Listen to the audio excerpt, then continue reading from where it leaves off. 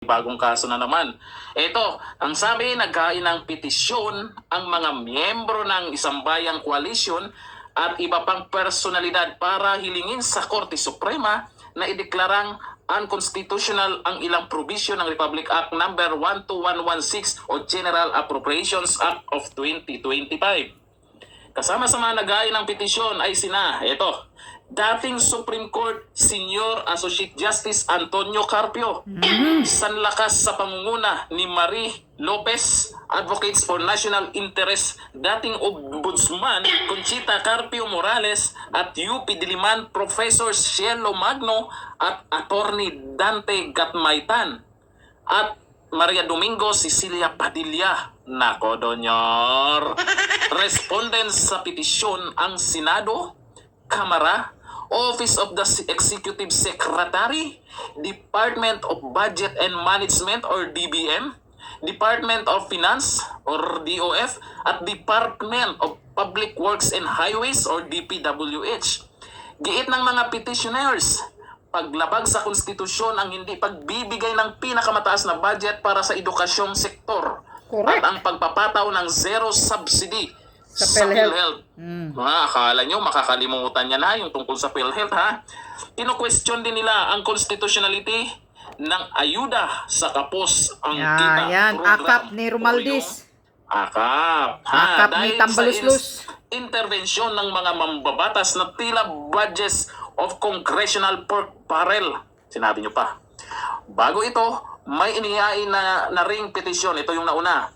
Sina Davao City 3rd District Representative si Isidro Ungab. Ungab at dating Executive Secretary Vic Rodriguez laban sa 2025 National Budget. Ito na. Akala nyo makakalimutan dahil doon sa issue ni dating Pangulong Duterte? Ito ang matindi. Ngayon, yung mga nagsasabing gusto ma-impeach si VP Sara Duterte dahil sa 125 million confidential fund. Meron pang nakalagay confidential fund. Ito, bilyon ang pinag-usapan na ito. Kaya nga, trilyon yan. Nasa korte. Tapos, mayroon pang dumagdag na nagreklamo.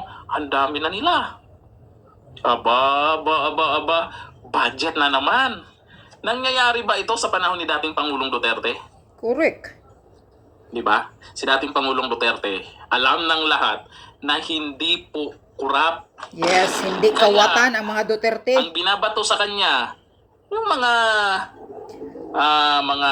ginugurgor niya. Issue, kung paano niya pinalakad gamit ang pakal na kamao para maubos.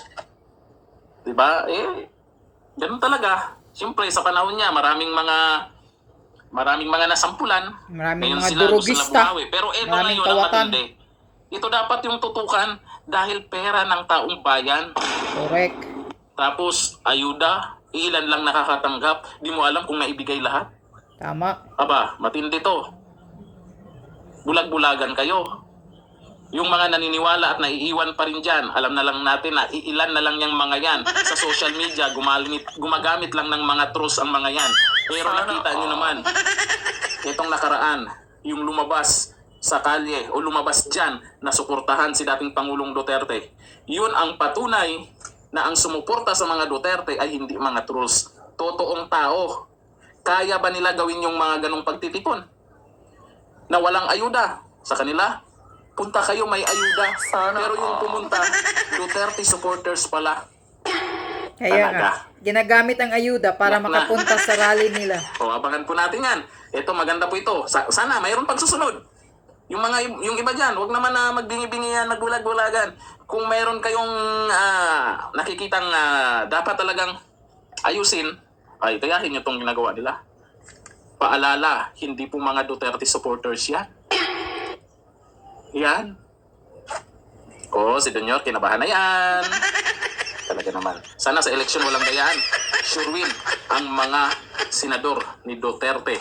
Yes, Malamang. boto natin PDP. Sana walang dayaan. Straight. Kaya, tayong lahat, alam natin yung mga lumalabas dyan, umabot ng milyon yan kahapon sa lahat ng sulok ng mundo. Lahat tayo magbantay sa darating na eleksyon. Malapit na yan.